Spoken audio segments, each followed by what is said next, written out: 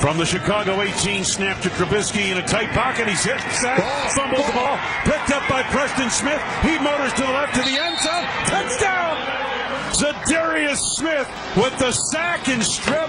Preston Smith with the scoop and score. And the Packers lead 26-3.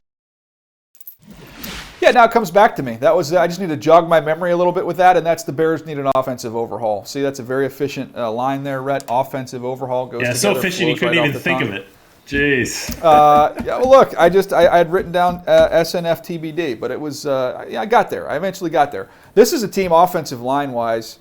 Man, it's 3, maybe 4 new starters for the Bears going forward. There's just not a lot to build around there up front, so you got to try and overhaul that group.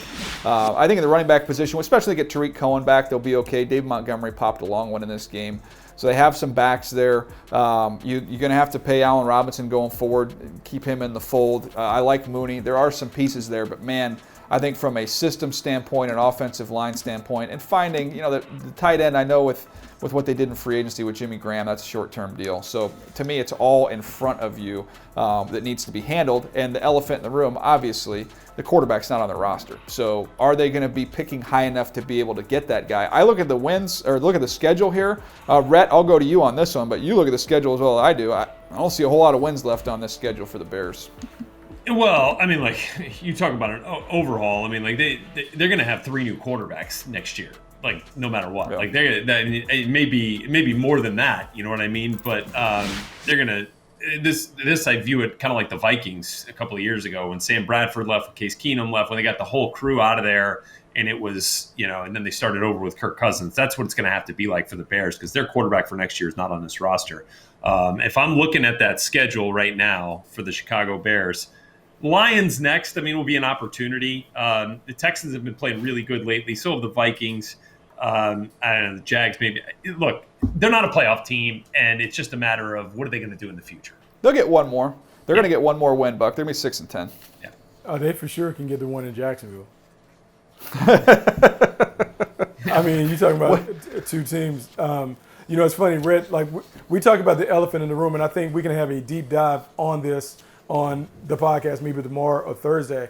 The Mitchell Trubisky situation, to me, is something that deserves a case study, because when you look at that draft and you look at the decision that the Bears made to move up to get Trubisky, and you look at the success that Deshaun Watson and Patrick Mahomes are having, I just think it deserves a deep dive as to why Mitchell Trubisky was viewed as the one when you compare his resume in college to those of Patrick Mahomes and Deshaun Watson.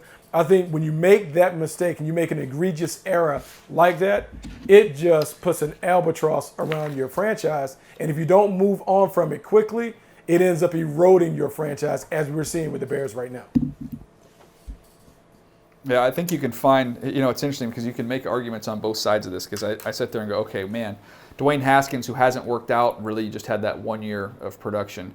Mitchell Trubisky, 1 year starter, hasn't worked out. But then on the flip side, you look at Kyler Murray and what Kyler Murray's been able to do and the success he's had as a 1 year guy. And you go, okay, well then you've got, Justin Herbert played a lot of football. Patrick Mahomes played a lot of football. Those are a lot of throws, a lot of snaps those guys have accumulated. I think, and while the crazy thing about those two is that the ceiling is so sky high, but I also think they came with higher floors because they just played a lot of football and thrown the ball a lot versus some of these guys that don't have a lot, which is going to be interesting as we get to the discussion going forward for this draft, because you've got a guy that I know I really like. I know, Bucky, you like him. Rhett, we've talked about him as well. But when you look at a quarterback in North Dakota State who has really 1 year as a starter, you got to talk about it. Yeah. I think you absolutely have to talk about it, DJ. I think when we compare these things, and whenever we find out what that baseline number is, right, it's different because these juniors are coming out, and so how many years? But I think you have to have maybe 30 to 35 starts so you can begin to kind of see what someone is in college so you can build around. But yes, the Trey Lance evaluation based on maybe some of the failures that we're seeing with the 1 year guys certainly is going to kind of cause us to pause a little bit when we think about him and what he could be at the next level. All right, what's the final one here, Buck? The Falcons rise up against the Raiders. Now that's a Booker stays in the ball game. Here's Carr looking to throw again. Pressure coming. Kaminsky, and it's intercepted. Deion Jones with a flag down. And Jones is going to the end zone. And we'll see if it's an Atlanta touchdown. Interception for Deion Jones. What he does, he scores touchdowns. That is his 11th career interception and his 5th touchdown. You know, I picked the tagline because I thought the tagline was nice and creative. But really, this game had nothing to do with the tagline. This game really had to do with the Oakland Raiders' self-inflicted mistakes. When I look at it, before you can win a game, you have to know how not to lose it. And the thing that we talk about in terms of losing game, avoid the negative plays. Well, I'm looking at this, and I'm going to read this. 5 turnovers, 11 penalties for 141 yards, and 5 sacks. All the negative things that you don't want to happen, they happen for the Las Vegas Raiders. So as much as the Falcons were able to raise their level, the Las Vegas Raiders gifted the Falcons a win because they didn't play very well. They didn't take care of the football. So here's a couple of things.